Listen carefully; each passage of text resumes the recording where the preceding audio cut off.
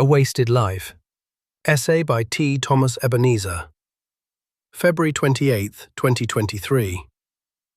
Now Moses kept the flock of Jethro, his father-in-law, the priest of Midian, and he led the flock to the backside of the desert, and came to the mountain of God, even to Horeb.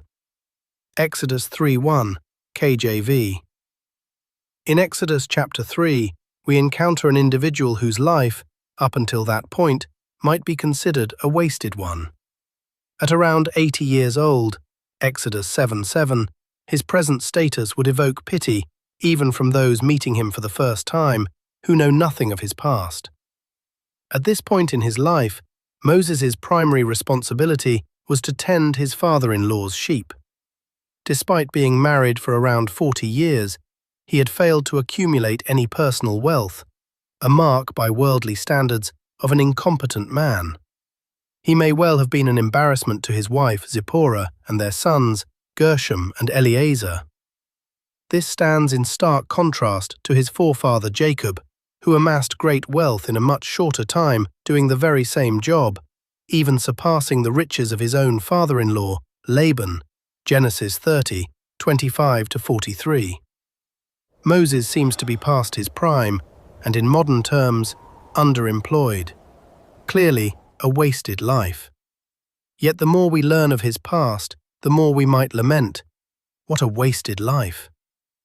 Moses was born into the most adverse of circumstances, marked for extermination as an infant, but through a fortunate turn of events, he was raised as royalty, the son of Pharaoh's daughter. In the first 40 years of his life, he mastered the skills expected of royalty. Though unlikely to have been a contender for the throne, he was undoubtedly on track for a prominent role in Egyptian society. But in a moment of presumptuous hot-headedness, he committed murder, and his life changed forever. Now he found himself in a job for which he was singularly unprepared. To the Egyptians, the shepherd's trade was abhorrent, Genesis 46:34, and as a man raised in that world, his new occupation would have struck him at first as repugnant. This great loss of stature perhaps explains the extraordinary humility that marked him in later life. Numbers 12:3. Here we have ample opportunity to examine an 80-year-old Moses and draw moral lessons for our own lives. Look where hot-headedness can lead you, we might say.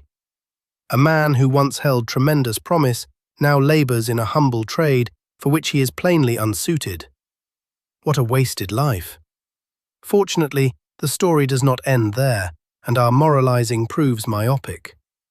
Something happened that would change not only an observer's view of Moses' wasted life, but the course of history itself. At Horeb, Moses encountered the living God, and suddenly we see that his life was far from wasted.